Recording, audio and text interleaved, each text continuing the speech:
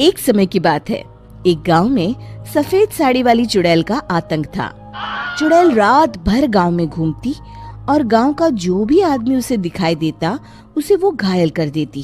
अरे कोई तो बचाओ, मर गया रे। एक रात हरिया अपने खेत से अपने घर लौट रहा था कि तभी अचानक उसके सामने चुड़ैल आ जाती है। अरे बाप रे, ये चुड़ैल कहाँ से आ गई? आज तो मैं गया काम से।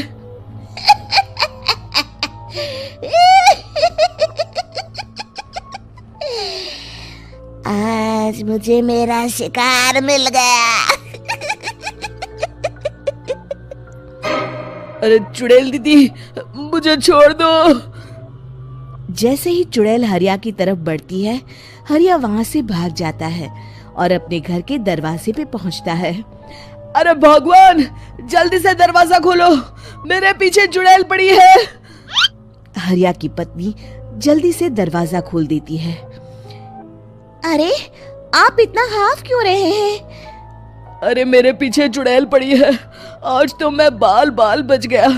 जल्दी से सभी दरवाजे और सभी खिड़कियों को बंद करके बत्ती बुझा दो। तभी चुड़ैल हरिया के घर के पास पहुंच जाती है। अरे वो आदमी कहाँ गायब हो गया?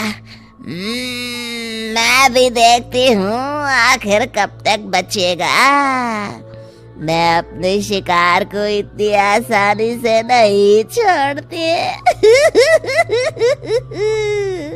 इतना कहकर चुड़ैल वहाँ से चली जाती है। वहीं दूसरी तरफ हरिया और उसकी पत्नी दोनों अपने घर की खिड़की से ये सब देख रहे होते हैं। अरे बाप रे, ये तो बड़ी डरावनी चुड़ैल थी।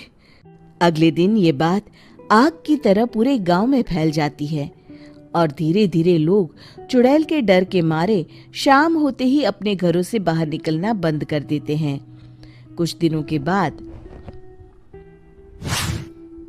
भाई, मैंने तो इस चुड़ैल के डर के मारे रात को अपने खेतों को पानी देना बंद कर दिया है। कहीं मेरी फसल सूख गई तो मैं तो कहीं का नहीं रहूंगा। साहूकार का कर्जा कैसे चुकाऊंगा? अरे भाई, पूरे गांव वालों का यही हाल है। पता नहीं ये चुड़ैल हमारे गांव में कहां से आ गई। फिर एक दिन गांव के पास वाली नदी के किनारे एक बहुत बड़े तांत्रिक के आने की बात कुछ गांव वालों को पता चलती है। वो लोग जाके ये बात गांव के मुखिया को बताते हैं। मुखिया जी, नदी के किनारे एक बहुत ही पहुंचे हुए तांत्रिक बाबा आए हैं। हमें उनसे मदद मांगनी चाहिए। मैंने सुना है वो बड़े बड़े भूतों और चुड़ैलों को अपने वश में कर लेते हैं। मुखिया जी सभी गांव वालों को लेकर उस तांत्रिक के पास पहुंच जाते हैं। ओम फट स्वाहा, ओम फट स्वाहा। तभी तांत्रिक अपनी बंद आंखों को खोलकर कहता है, क्या बात है? तुम सब लोग यहाँ क्यों आए हो? मुखिया जी उस तांत्रिक को सारी बात बता देते हैं। अच्छा, तो ये बात है। और तांत्रिक अपनी आंखों को बंद कर लेता है। मैं देख रहा हूँ तुम्हारे पूर्वजों ने बहुत पाप किए थे, जिससे ये गांव अब श्रापित हो चुका है। उसी के फल स्वरूप तुम्हारे गांव में चुड़ैल आई है। ये चुड़ैल बहुत खतरनाक है, ये किसी को नहीं छोड़ेगी। हे भगवान, मर गए रे, अब क्या होगा? तभी गांव के मुखिया जी कहते हैं, बाबा, इस चुड़ैल से हम सबको बचा लीजिए, कोई तो उपाय होगा। इसका सिर्फ एक ही उपाय है। सभी गांव वालों को बारी बारी हर दिन अपनी आधी फसल उस पहाड़ी के ऊपर बनी काली गुफा में छोड़ के आनी होगी। तभी उस चुड़ैल की भूख मिटेगी और श्राप का प्रभाव खत्म हो जाएगा और तुम सब जिंदा बच जाओगे। सभी गांव वाले उस तांत्रिक की बात को मान लेते हैं और वहां से चले जाते हैं। फिर अगले दिन से रोज उस गांव के लोग बारी बारी से अपनी आधी फसल उस काली गुफा के पास जाकर रखाते। कुछ दिनों बाद हरिया की बारी आती है। बाप रे, आज तो मेरी बारी है उस काली गुफा में जाने की। क्या करूं, वो तो बड़ी खतरनाक चुड़ैल है। मेरे तो हाथ पैर कांप रहे हैं। फिर हरिया डरते डरते अनाज की बोरियां अपनी बैलगाड़ी में लाद देता है। तभी हरिया की पत्नी उससे कहती है, देखो जी, संभल के जाना और किसी भी हालत में शाम होने से पहले वापस आ जाना। उस चुड़ैल का कोई भरोसा नहीं है जी।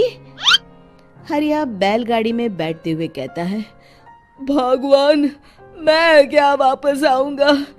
लगता है अब तो मेरी खबर ही आएगी। इतना कहकर हरिया वहां से चला जाता है।